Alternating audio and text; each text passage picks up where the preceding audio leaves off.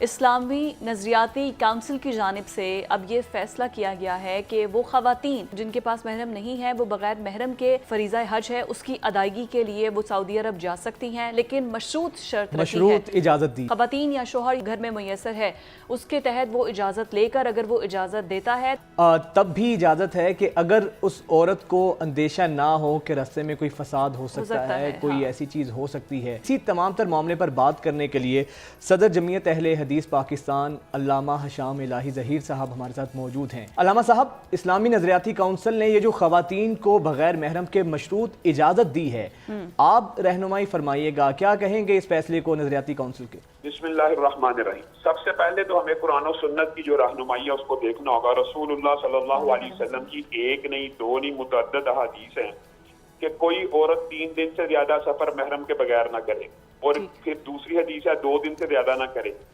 ان تمام احادیث کو اگر جمع کیا جائے تو یہ بات نظر آتی ہے کہ 1 دن کا سفر عورت بغیر محرم کے کر سکتی ہے، وہ بھی اس صورت کے اندر اگر حفاظت کی ہے، جو آپ نے ابھی دباچہ اور تمہید باندھی ہے کہ حفاظت کا انتظام ہو، مکمل سیکیورٹی ہو اور اس کو خطرے کا اندیشہ نہ ہو، تو وہ سفر تو 1 دن سے زیادہ کا شریعت اور قرآن و سنت میں ثابت نہیں ہے۔ جہاں تک بات یہ ہے کہ یہ عورت کو حج کے اوپر بھیجنے غیر محرم کے یعنی محرم کے بغیر بھیجنے کا جو اجازت کا سوال ہے، ہم یہ سمجھتے ہیں کہ یہ سراسر خلاف شریعت ہے، خلاف قرآن و سنت ہے۔ اس کی ایک وجہ یہ ہے کہ کون گارنٹی دے سکتا ہے کہ عورت محفوظ ہے مکمل طور پہ، یا عورت اس سفر میں فتنے کا اندیشہ نہیں ہے۔ یہ بات بڑی لغو ہے کہ آپ کسی حکم کی علت بیان کریں اور علت کی بنیاد کے اوپر فتویٰ دیں۔ کئی حکم جو شریعت کے ہیں ان کی علت معلوم ہوتی ہے، اور کچھ احکام ایسے بھی ہیں ان کی علت معلوم نہیں ہوتی، حکم ماننا فرض ہوتا ہے۔ مثلا مردوں کے لیے ٹخنے سے اوپر جو ہے شلوار رکھنا، یہ شریعت میں ہے۔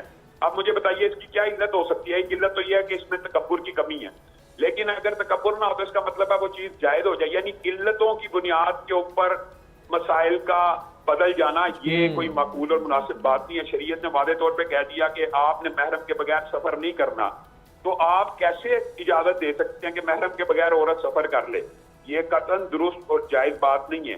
آپ کس طرح کی گارنٹی دے سکتے ہیں کہ پورے 40 دن کا سفر ہے، 35 دن کا سفر ہے، عورت کو کوئی ایسی ضرورت، کوئی ایسی حاجت، کوئی ایسا مسئلہ، کوئی ایسا فتنہ نہیں پیش آ سکتا کہ جس کے اندر اس کو اس کے محرم کی ضرورت پیش نہ آئے؟ بنیادی طور پہ یہ جو اس طرح کے فتوے دیے جاتے ہیں ان کے پیچھے وہ سوالات ہوتے ہیں کہ ایک عورت ہے 60 سال عمر کراس کر گئی ہے، 70 سال عمر کراس کر گئی ہے، حج کرنا چاہتی ہے، اس کا کوئی محرم نہیں ہے۔ اس طرح کے جو مسائل ہوتے ہیں جہاں پہ شادی کا امکان نہیں ہے، ان مسائل کے اندر کوئی بندہ کنسنسس پیدا کر لے، اجتہاد پیدا کر لے، یہ تو الگ بات ہے۔ لیکن ایک جوان عورت کو آپ یہ اجازت دے دیں کہ آپ بغیر محرم کے چلی جائیں۔ علامہ صاحب، جو سعودی سول ایویشن اتھارٹی ہے اس کی جانب سے جو 2022 میں جو حکم نامہ جاری کیا گیا تھا، اس کے مطابق جو ایج کا تعین رکھا گیا تھا وہ 45 ایئرز تھا۔ 45 سال تک کے جو خواتین ہیں ان کے لیے محرم لازم ہے، اس کے بغیر وہ سفر کر سکتی ہیں۔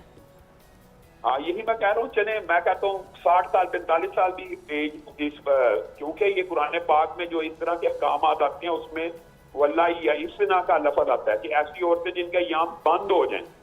پردے کے اندر بھی تخفیف ان عورتوں کو جا کے ہوتی ہے کہ جن کے یہ جو مخصوص ایام ہوتے ہیں وہ ختم ہو جائیں، یعنی شادی کی خواہش، رغبت، حاجت ہی باقی نہ رہے، پھر کچھ احکامات ساقط ہو سکتے ہیں، وہ ایک الگ مسئلہ ہے۔ لیکن یہاں پہ آپ 45 سال کی عورت کو، 40 سال کی عورت کو، اور ابھی یہ جو اسلامی نظریاتی کونسل کا جو آپ نے فیصلہ، اس میں تو عمر کا تعین ہی نہیں ہے، ہر عورت کو اجازت ہے، تو آپ یہ کیسے گارنٹی دے سکتے ہیں کہ وہ یعنی فتنے کے اندر مبتلا ہونے کا امکان نہیں ہے یا اس کی سیکیورٹی؟ تو علامہ صاحب، ویسے تو اسلامی نظریاتی کونسل میں بڑے جید علماء کرام موجود ہوتے ہیں، سب نے مل کر یہ فیصلہ کیا ہے، پھر آپ کیا سمجھتے ہیں کہ اگر اس میں اتنے ابہام ہیں جس کا بظاہر نظر بھی آ رہا ہے کہ اندیشے کا لفظ استعمال کیا گیا ہے، کون میک شور کرے گا کہ اندیشہ ہوگا یا نہیں ہوگا؟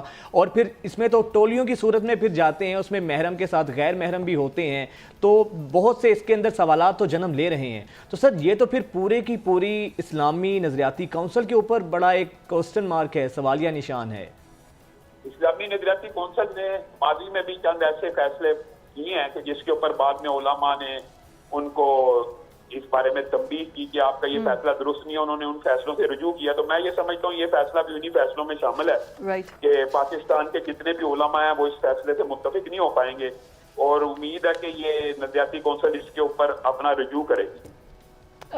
अलामा साहब, जब कोई शख्स कोई महरम है या नामहरम है जिनको हम नहीं जानते, जब कोई फरीज़ा हज की अदायगी के लिए या उम्रा की अदायगी के लिए जाता है, तो ये फ़ाहशत और इस तरह के ख़यालात और इन सब से वो ख़ुद को पाक करने के लिए तो जाता है।